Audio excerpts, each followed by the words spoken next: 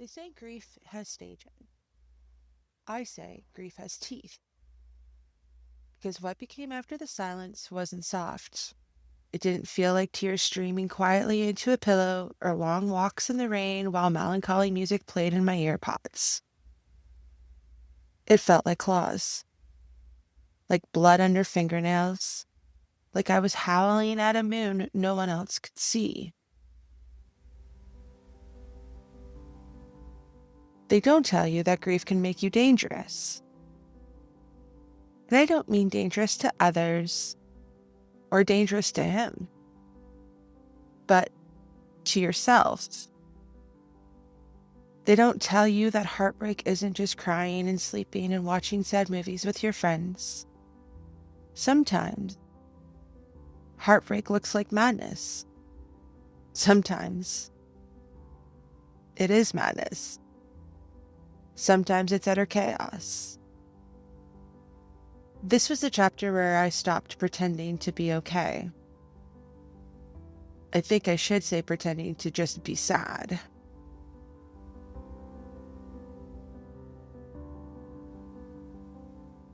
It's where I stopped pretending to be human.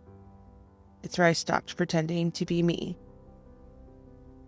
This was the part where I became feral. And those parts, well, I didn't walk into them. I fell, face first into the concrete of my own self-destruction. One moment I was panicking over green text bubbles and silence, and the next, I didn't care who I became. As long as she could survive this, as long as she could stop feeling, and as long as she could stop crying. I didn't even recognize myself in the mirror anymore. And frankly, I didn't want to. Because that version of me that had loved him, that had trusted him, that had built a world around him and wrapped herself inside his voice and his good mornings and the way he said my name like it meant home, she died. And in her place, something animalistic, something primal, something fierce rose up. I stopped eating like a human. If you were to open my fridge during those days, you would have found alcohol, boiled eggs, water, and maybe like a protein bar I had bought weeks earlier and forgot about. I literally lived on grief, guilt, and desperation. Sleep is a wonderful thing, isn't it? It's something that is so healthy and so curing of a lot of things, if you can actually do it. And sadly, this is where sleep became something that I used to do. I would lie awake, eyes wide open, watching the darkness shift in my room as time passed by me. It literally mocked me. I'd crawl into bed, exhausted from crying or driving,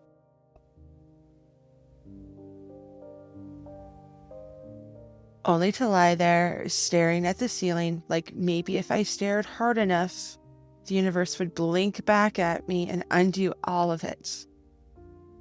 On the rare nights I did sleep. But when I did sleep, I would jolt wide awake screaming his name every time like clockwork. And it wasn't a dream. It was out loud, and like my body had still thought that he might still be there to answer, like he did those nights when I was having flashbacks of my assault, and he was there to support me and protect me, and I'd wake up screaming his name for safety.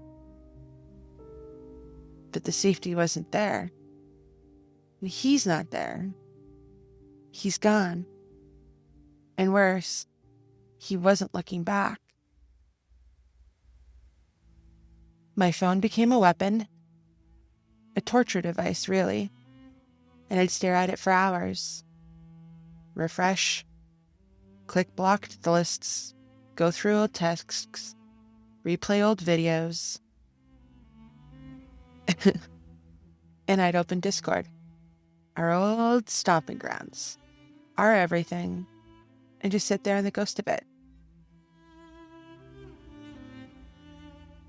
Discord was the first place I broke. That app wasn't just a chat server. It was our home. It was our bedroom, our living room, our sanctuary. And I remember there was a time almost daily where I would open up the app and I would vomit almost instantly right after. Because it felt like deleting us. The grief wasn't emotional anymore. It had become physical, and it lives in my muscles, in my gut, my bones. It twisted everything. I became unrecognizable. There was one night, I don't even know what set it off, but I remember screaming so loud I thought my lungs might collapse. I screamed into a pillow, then into the air, then into my own hands. I kicked the floor, I punched a wall, I broke a glass, and I stood there barefoot like I wanted it to cut me. Maybe because if my skin was bleeding, it would distract from the bleeding inside my chest, inside my heart, inside my soul.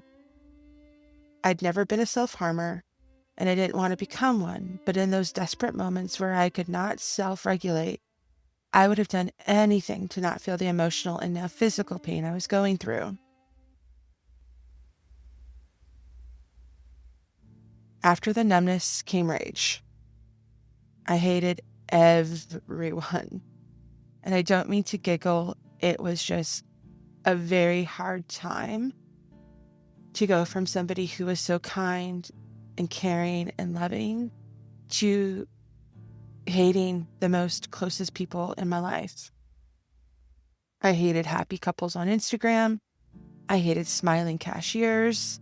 I hated people who told me it'll get better with a hand on my shoulder like they understood. But in all reality, I wanted the world to burn with me.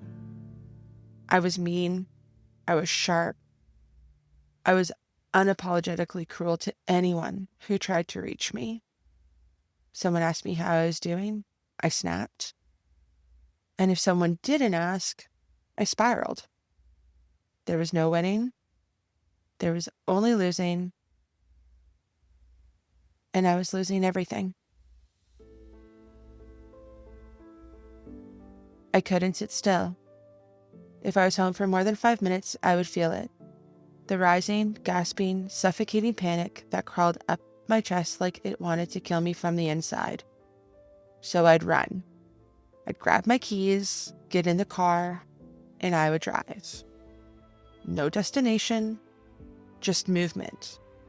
Because if I'd stopped, I'd die. And if I sat still, I drowned. So I drove for hours, even though now every road felt haunted. I couldn't listen to music. Every song was haunted. Every lyric reminded me of his voice, his hands, his stupid little laugh that made me fall harder every time. I couldn't sit in silence because while driving, everything reminded me of him. Couldn't drive anywhere without seeing him, even though he was never physically with me. That's what happens when you fall in love long distance. Their voice becomes the soundtrack to your day. Every road I drove, he'd once been in my ears. Every spotlight, every stoplight, he'd once made me laugh. Every late night gas trip was once shared in voice chat. So I pumped my ears full of podcasts, grief recovery, self-help, spiritual healing, horoscopes, how to let go of someone who blocked you, how to survive losing your soulmate, how to stop obsessing, how to breathe again. None of it helped, but the silence was worse.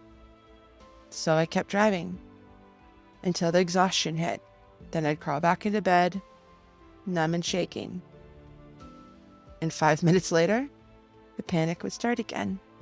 So I'd grab my keys and go, again, and again, and again.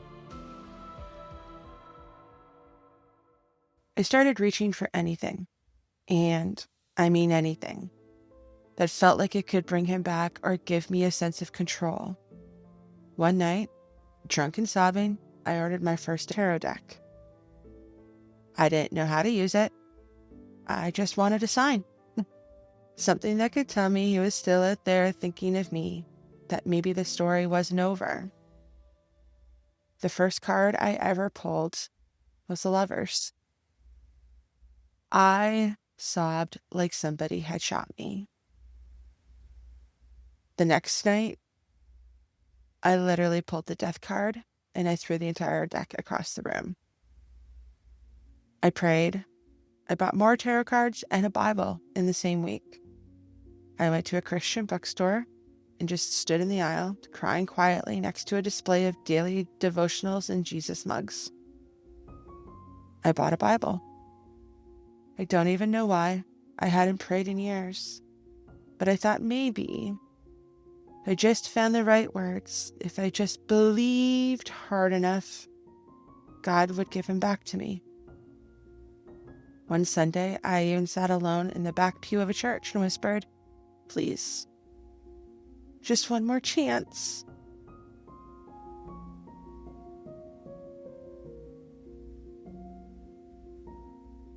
I don't even know who I was talking to. I asked the universe to send him back. I asked God to forgive me for ruining everything. I begged angels. I looked for angel numbers. I looked for synchronicities. I begged psychics and strangers on TikTok to tell me that it wasn't over, that he still loved me, that I hadn't killed the one thing that ever felt like home. I started journaling obsessively. There were pages where I wrote, "Please come back, just over and over and over, almost like I was possessed. Like if I had just said it enough times, it would undo the damage. I wanted to forget him, or for the pain to kill me, whichever came first. There were nights I'm not proud of, where I thought, if he just wasn't here anymore, maybe I'd be able to let him go. Not because I wanted anything bad to happen to him. I would never want anything bad to happen. But because my brain was drowning, and grief makes monsters out of people who used to be kind. I hated him. I hated me more. I screamed into pillows. I punched walls. I threw things. Cried on my bathroom floor for days until my ribs ached. My house smelled like depression and dry tears. My hands shook from lack of sleep, constant anxiety, fear, and rage. My voice cracked from begging the universe to give me a do-over. There was one night I parked in a random lot. I had been driving for hours again, gas tank nearly empty, eyes swollen, chest tight, hand shaking. I laid my head against the steering wheel and whispered, "I don't want to do this anymore." I had said this times before, but tonight I actually felt it. I didn't want to do life, I didn't want to grieve, and I didn't want to survive. But out of nowhere, I heard, "But you have to, because you did this." And that was the part that killed me the most. The knowledge that I had ruined it. That the silence wasn't an accident. That I had handed him the matches and watched him light the bridge between us. And now I stood on my side of the river, watching the smoke rise, screaming, "Please come back," into a sky that no longer answered.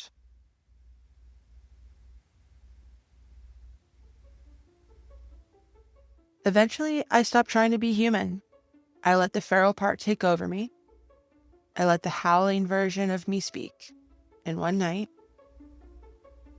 I got into a car. This time, I had a destination.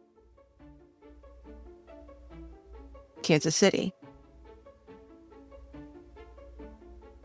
I was going to go see him. Not to hurt him, I was going to fix it.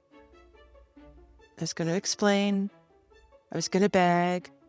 I was going to fall apart in front of him instead of behind a screen. But that drive deserves its own episode. But that decision, it was born in this chapter. In this chaos. In the darkest of the feral days. You can romanticize grief all you want. But the truth? This part of the story? This month-plus long spiral? There was nothing romantic about it. It was dark, unfiltered, unhinged, and purely animalistic. Sometimes it looks like madness. Sometimes it smells like whiskey and shame. Sometimes it sounds like screaming at 3 a.m. Sometimes it feels like driving for hours just so you don't die standing still. Sometimes it's laughter. And sometimes it's inappropriate laughter. Sometimes it's sadness. Sometimes it's aching. Sometimes it's vomiting all over the place. All I know is that this wasn't healing. This was hemorrhaging. This wasn't moving on. This was survival in its ugliest form. And sometimes I think, if he could have just seen me like that, broken, bleeding, begging the stars to undo time, he would have seen how much I loved him. But here I am now, and I made it out. And all I know is that the woman who lived through those days, she wasn't graceful. She wasn't polished. She wasn't pretty.